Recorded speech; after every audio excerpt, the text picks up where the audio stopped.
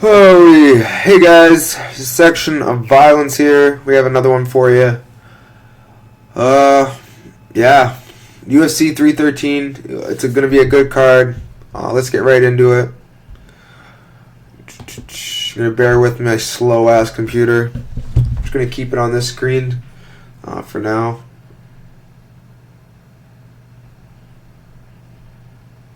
Okay, to start, we got Chris Gutierrez versus John Castaneda.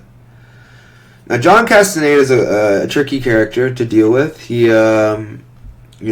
got a decent hybrid game. His grappling's pretty good. His striking's pretty good. Decent footwork. Decent defense. He doesn't really do anything poorly, I would say. The only thing I would say with John Castaneda is he's been broken before, and he can be outstruck. I just don't know with this. I think Daniel Marcos is like an identical matchup to Chris Gutierrez. And I think Chris Gutierrez is just more experienced. I think he's more seasoned than Daniel Marcos. And I just think Chris Gutierrez, if he doesn't get taken down, I think he wins this fight pretty easily. Now, I know what people are saying. They're saying, oh, Daniel Marcos, man, he's a new, young and up-and-coming prospect. How old is Gutierrez? Let's see how old he is. He's only 33 years old. He's still in the prime of his career. I know he lost to Song Yadong.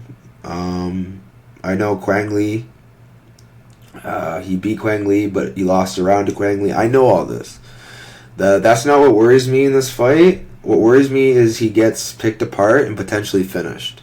Because the thing with the Factory X guys is they pull their knees right up the middle pretty well for defending takedowns. They're pretty good with that.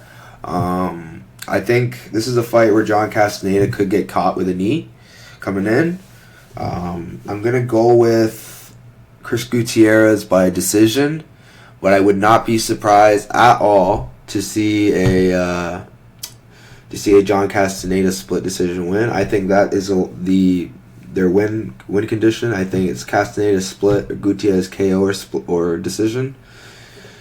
But yeah, that's my prediction, guys. I don't think Castaneda finds a sub. I don't think Gutierrez finds a sub for sure.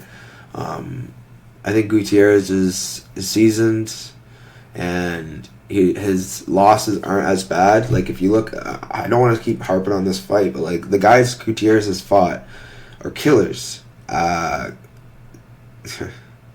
maybe not all of them, but he has some good wins. Like Vince Morales, TKOing him, that's a pretty good feat.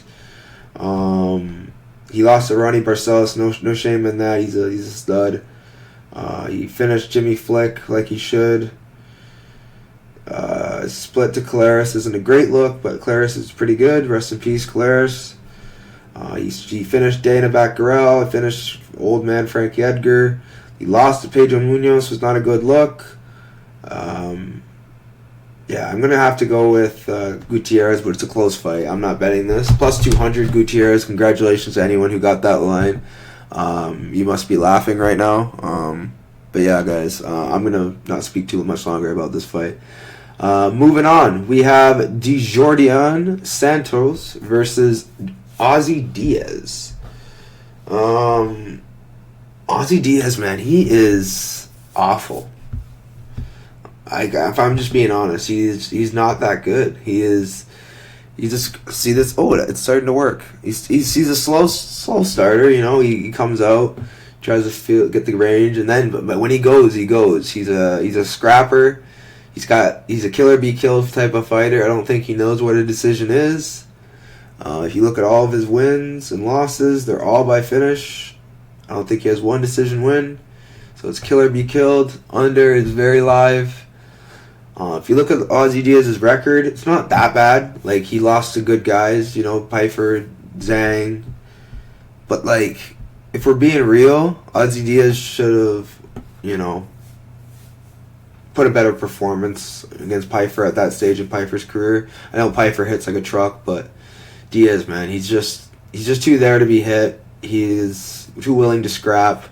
Sure, it works for him, but it also doesn't. And in this fight, he's going to be in a firefight with another guy who loves to scrap. My computer's kind of working right now, so let me just take advantage of it. Oh, there it goes again.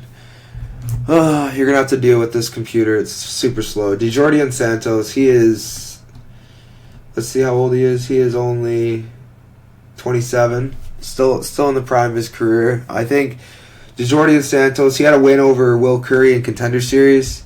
And that to me is pretty impressive. I know Will Curry gets a lot of crap, but he is a pretty experienced and skilled fighter out of the UK. He can't strike, and he's a bit of a soy boy when it comes to his heart and, you know, conceding positions, and I don't rate him. He's like more of an offense, like he's a serial killer offensive fighter. When it comes to defense, he like folds up real quick. He doesn't like to fight. DeJordian Santos is 10-1, has only one loss to Christian Torres. And if that's the same Christian Torres I'm thinking of, that's crazy. No, different Christian Torres. He has one bad loss. I'm not saying that DeJordian Santos is, you know, the next best thing. What I am saying is DeJordian Santos is very, very good. No, I'm saying he is. It's like right in between. He's not bad and he's not good. He's like right in between, and I think Santos is good enough to beat up Diaz. Could Diaz find the KO? Absolutely, but I'm gonna go DeJordian Santos by TKO. But honestly, this is a fight I have no interest in betting on. It's a tricky fight to call. Let's see what the public's on. Yeah, they're on heavy on Santos. I think Santos is negative 200 some places. But yeah, I feel like the odds are pretty fair. Moving on, we have Myron Santos taking on Francis Fire Marshall. Francis Marshall is not someone you want to count out. He is absolutely improving on the go. Just a green blue chip prospect that works hard, and you know he can crack. He KO'd the Chini Roja. He is, you know, KO'd some people in his amateur days. Connor Matthews, he beat the great Connor Matthews. The only thing with him is he doesn't have the greatest resume. Like, he doesn't have that one great win. Dennis Bazooka's split decision was alright. William Gomez. William Gomez he's something else. I don't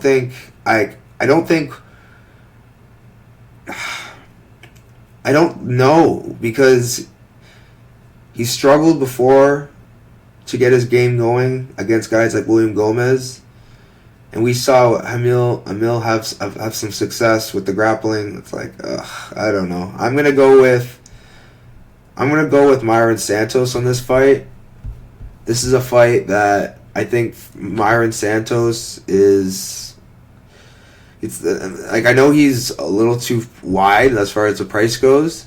Well, I'd rather not play this fight than just bet on the dog for the sake of betting on the dog.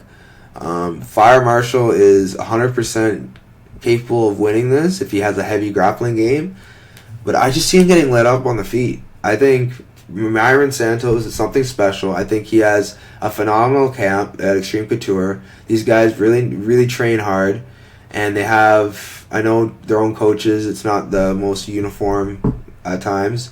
Myron Santos he's living and breathing the Extreme Couture lifestyle.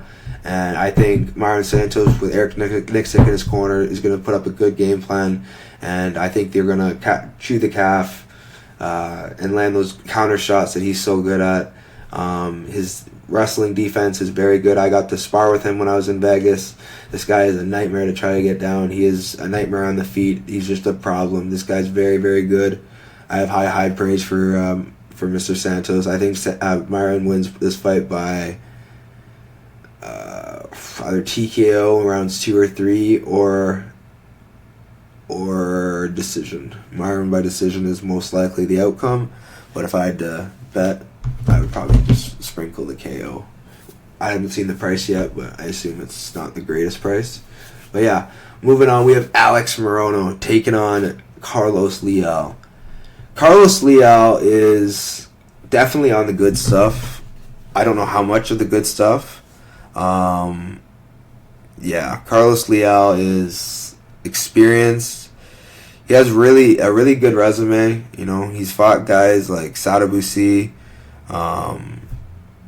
lots of guys, Magomedovs, like you name it. These guys fought a lot of good guys in the regional scene.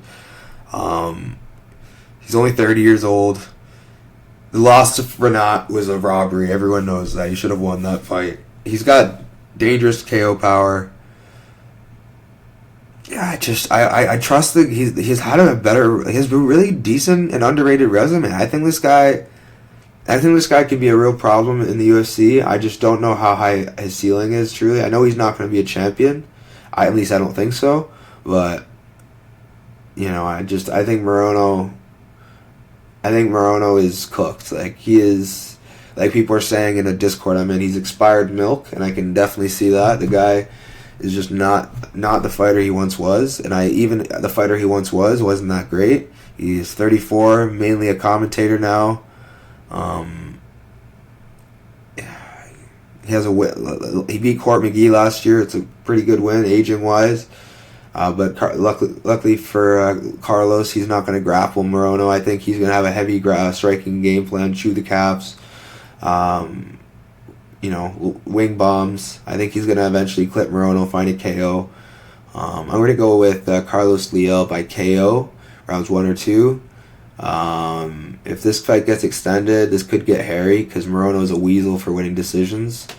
He does just enough to win the decision. Honestly, this is one of those fights where it's like I don't want to lay the chalk because Morono could weasel out a split decision and I could be sweating on a negative 700, I think he is now. So I can't really do much with that. So, yeah.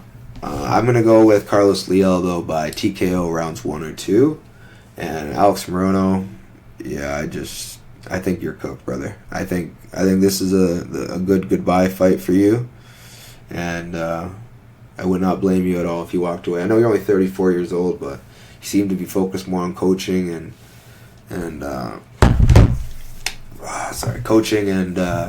commentating. So it's like I think you'd do better just focusing on that. But who am I to tell another UFC fighter what to do with their life? You know. So I gotta go with Leal here by TKO rounds 1 and 2. Moving on, we have Bruno Ferreira taking on Armen Petrosyan. Petrosyan, I can't trust him. I think he's dangerous.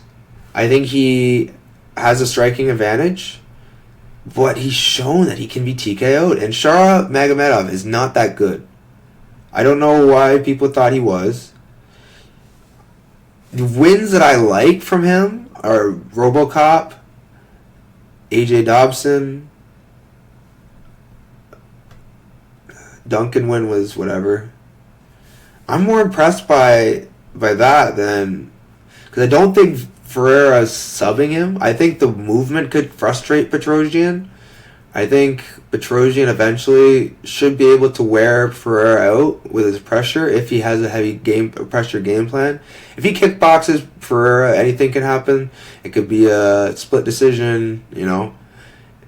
Ferreira has the ability to put Petrosyan out, whereas Bruno Ferreira, on the other hand, I don't know if he's really been like hurt too badly.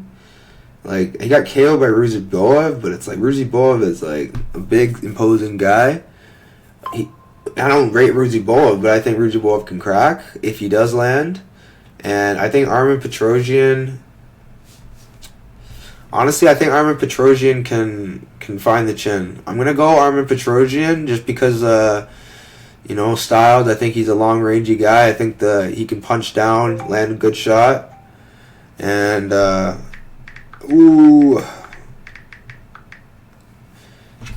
And honestly, I think I think Armin Petrosyan could potentially find a KO, but I'm gonna go with a split decision on this fight. I think it's a close fight.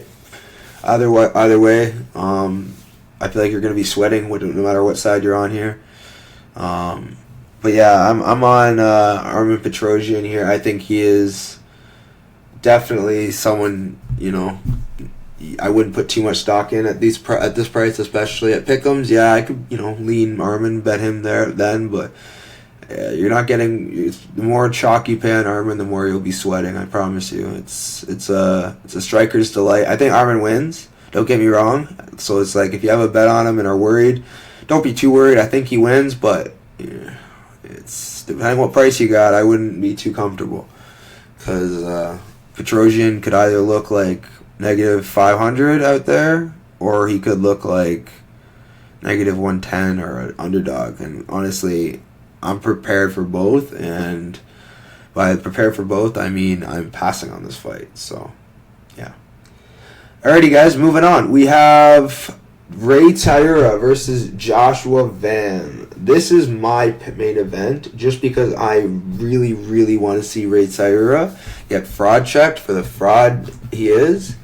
Out of all the people that are undefeated, I was expecting Ray Tsuruya to eventually lose. I thought he was going to lose to Carlos Hernandez. In fact, arguably, I thought he lost, but, damage-wise, if you gave Hernandez that fight, I wouldn't be upset. Joshua Van is going to put a hurting on him. And if Van doesn't get subbed within the first round, I think he's going to eventually get Ray Tsuruya out of there. I think he's going to pepper him with shots to the clinch. I think he's going to... he's going to make Tsuruya pay for trying to hang on him and do all of his stupid moves. Like he went for a lateral drop in his last fight. I think it might have been his last fight. I think so. Joshua Van is just going to be on him like hair on soap. He's going to be hitting him from all different angles. I think Ray Tsuruya is going to get overwhelmed with the pressure, the pace. I think he's going to eventually break. I'm going to go Joshua Van KO 2-3. I think that's what a lot of people are playing here. I think a lot of people are aware that Ray Tsuruya is a bit fraudulent. Like, if you look at his career, he beat Mark Climaco, which is a good wrestler, good win. He ground and pounded Jinue Shi, Carlos Hernandez. He outgrappled all three of those guys, but the problem is Mark Climaco didn't fight him, and he was still working him in the third round. Exhausted. Jin Yushie got finished in round 1, so we don't know what that fight would look like in 2 and 3. Probably would have got controlled and edged out, won the decision. I think Carlos Hernandez beat him, but I understand why people think he lost. I think the control time was a big factor why, and Carlos Hernandez had trouble, getting him off at times. I just think Josh Van's gonna, he's really good at scrambling. He's gonna make Ray Tsuruya work. And round 1, if he doesn't get subbed, I think he wins this fight. So I'll be ready to hit my live betting button. I'm prepared for Tsuruya's crazy jiu-jitsu Japanese style. And it should be a good one for sure. Moving we have Curtis Razor Blaydes versus Rizvan Kuniev. Interesting fight, honestly. Not a fight I want to bet on, but it's an interesting fight. I think Rizvan Kuniev is rightfully the underdog. I think his KO line is a bit wide. He has a TKO over Kuna, who's not bad. He has a few TKO wins over some pretty decent opposition. The problem is he's not on the sauce. And if you're not on the sauce, I don't know how good he's going to be. I mean, he is a loss to Justin Willis. That's a terrible loss. Darko Stozic, he can be out-grappled. So Curtis Blaydes has a grappling path to victory. But I think Kuniev is very live to KOing him. I think Kuniev is, underrated, even though people say he's overrated. I think he's pretty underrated. I think he's going to potentially work to get some cage work going with some, clinch elbows, knees. I think Curtis Blaydes wins, but I just think the odds are wide. I wouldn't touch this fight, betting-wise, and even prop-wise. I was hoping for... if it's domestic, I might parlay that line, but I think the KO on Kuniev, other than that, I think everything else is pretty accurate, so...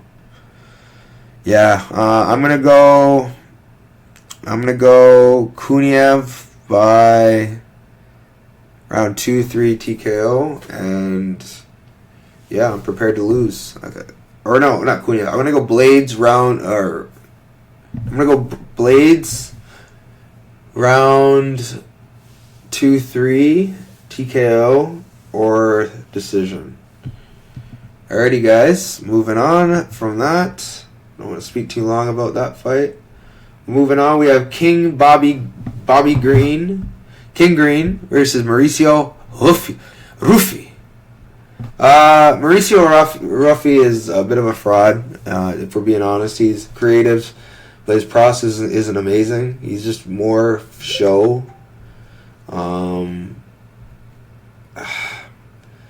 He went to war with Lontop, even though he hurt him bad. Looked good at moments. He just doesn't do well with pressure, and I feel like I know King Green's damaged goods at this point in his career, but I feel like someone better than King Green is going to eventually break him.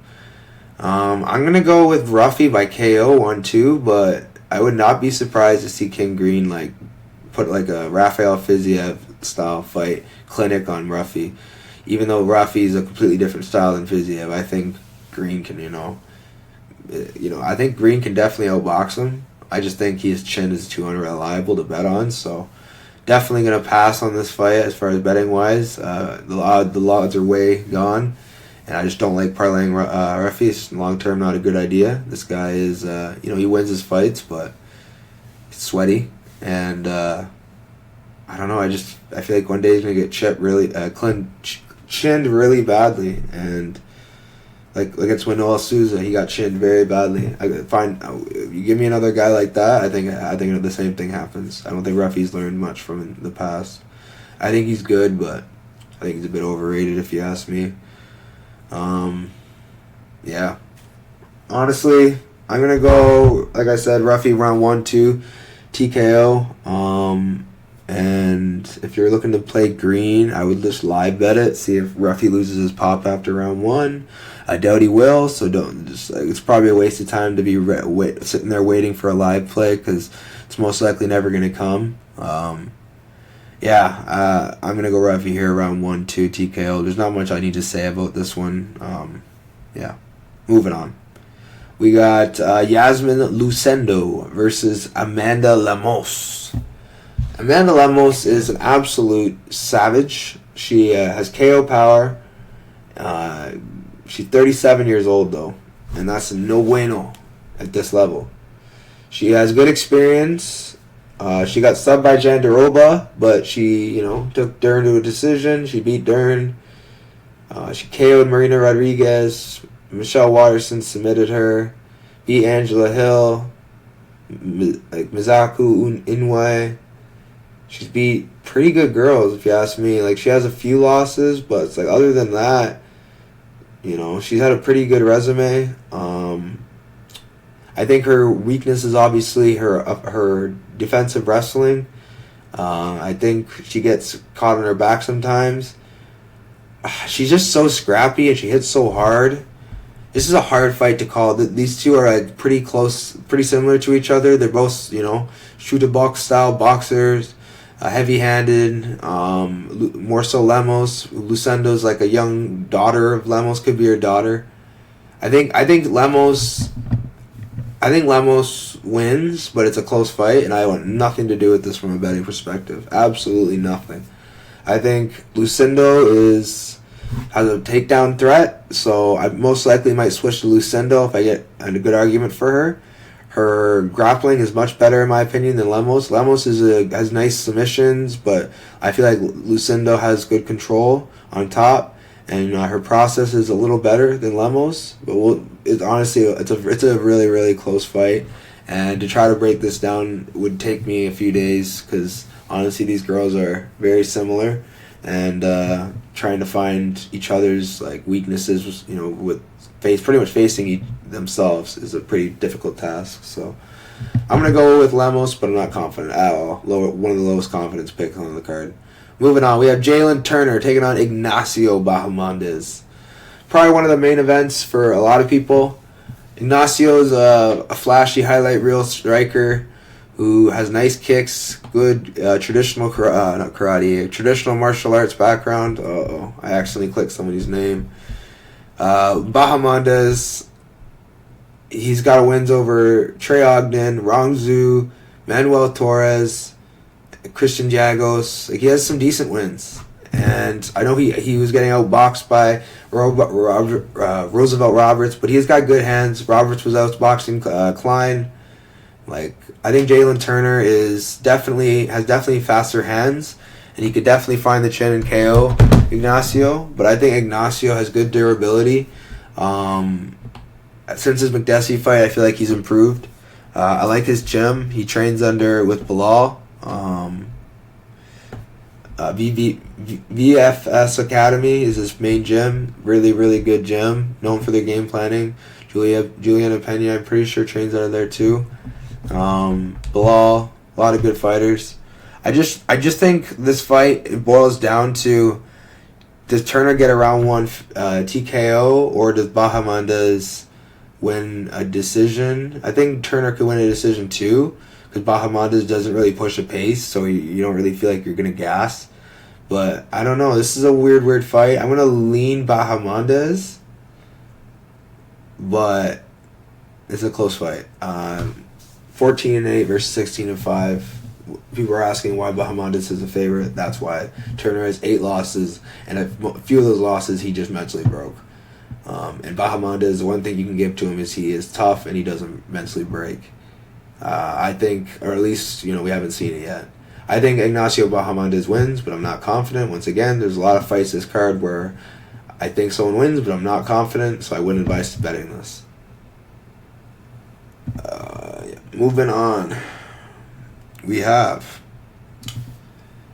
Justin, the highlight reel Gaethje versus Rafael Fiziev. Rafael Fiziev versus Justin Gaethje. Justin Gaethje he's a legend, man. Like, I met the guy in Vegas last year. He's a cool dude. The thing with Gaethje is, how old is he now? 36 years old. He's taken pretty bad damage over his career. The Eddie fight, Poirier fight, Holloway's KO was probably the worst one, I would say. I think the thing with Justin that worries me is he's coming off that KO, and you're fighting a guy who just fought you before, so he knows what you're going to look to do. I think Fiziev is the A side here. After further examining, I thought pre-flop I'd like Gaethje because he beat him before. He could do it again, but looking back, it was like there's moments that went on that fight, and I think Fiziev knows that. And I think Fiziev has worked on his weaknesses. And I think, like, how old is Fiziev? Can't be that old. 31 years old. He's still in his prime. It's understandable. He's coming off a 2-year layoff. That's my only thing that's pulling me back from betting Fiziev is a 2-year layoff. But I think Fiziev should win. But honestly, it's a fight. Again, I'm not betting on it. It's a close fight. I expect a lot of violence in this one. Justin Gaethje, 36 years old. I don't know what he's got left to prove. He won the BMF belt, interim belt. He's a top fighter for sure, but I just feel like he's only got a few fights left, so I wouldn't want to fade him knowing that he's only got a few fights left. He's not Tony Ferguson. He's not just going to, take fights and lose, and he's going to give it his all, and he's not someone you'll want to bet against. He throws heat and definitely has a wrestling background, so I'm going to go with Fiziev here, but if Gaethje clips him and wins, I would not be surprised, or Gaethje Actually, if he clips him and wins, I'll be surprised. If he wins a decision somehow in another 3-round fight, I would not be surprised. I think being 3 rounds, I think Gaethje has... I mean, Fiziev's cardio favors Fiziev, but I just think Gaethje's, man. Like, he can put it on Fiziev. And I just think he's going to be too gun-shy after that KO. This card is a bunch of conflictions. I'm very, very confused with a lot of these fights. I'm going to go Fiziev here, but I'm very, very torn. This is a close fight. Are we taking the guy with a 2-year layoff from a leg and a knee injury? Or are we taking a guy who just came off one of the most devastating KOs in UFC history? It's a hard pass. I'm just going to pass on this one. Let the Godigans enjoy this. Because I get why people are betting Fiziev. I just can't do it. Anyways, guys, moving on to the main event of the evening. We have Alex Poetan Pereira versus Magomed Ankalaev. Ankalaev's a savage. And I know Strickland says it all the time. Man, Ankalaev, man, that guy's a fucking savage, man. He's a beast, man. Always in the room, giving good work in. The guy is a beast. I bet he does give good work. I actually would not want to spar with him. He seems like he would try to kill you if he sparred you. But yeah, I think Alex wins, but I'm not sure exactly. Like, I think Ankalaev has the ace card in his pocket, that grappling, and Pereira is shown not to be great off his back. I think the Dagestan wrestling level of Ankalaev is much better than Pereira. I think people forget that Ankalaev started as a grappler, and I know he got subbed by Paul Craig, but unless Alex Pereira's black belt is actually legit, which I don't think it is, I don't think he's going to get any submissions off his back. I think Alex Pereira is, if he's going to get a submission, it's going to be a guillotine or something like that. I just think Pereira's going to look for a KO. I don't think he even cares about the guillotine other than to use it as defense. So I'm going to go with Pereira here. I think he's going to chew Ankalaev's calves, make him desperate, and then potentially and then find the KO. That's what I think happens. But honestly, I'm prepared for Ankalaev shooting right off the jump and getting the takedowns control and potentially finding a later finish with TKO. I think Ankalaev on top is going to be a problem for Pereira. I think Ankalaev is... I don't know if he can knock Pereira out. I mean, he could, but I don't think his striking is even close to it. Like, I don't think he mixes in the takedowns, level changes enough to where Pereira is really going to have to worry about his striking. I think it's just going to be the grappling that Pereira has to worry about. But we'll see. I'm so excited for this fight. I'm Team Chama all the way. That's my guy, Pereira. I love Pereira. I met him in Toronto. He met my dad. It was super cool. I'll never forget that. Alex Pereira is the man. Yeah, that's it though for the card. Let me give you guys my top 5 most confident predictions, and then I'll get you guys out of here on that. Alrighty, number 1, Carlos Leal. I think he smokes Mr. Morono. Number 2, Mr. Ruffy. I think he smokes Bobby Green. Blaydes. I think Curtis Blaydes beats Kuniev. We have number 16. I think we have Gutierrez. No, never mind. We have Myron Santos. Number 5, we have Joshua Van. Alrighty, guys. Like, subscribe. You know the drill. And I'll catch you next time. Peace.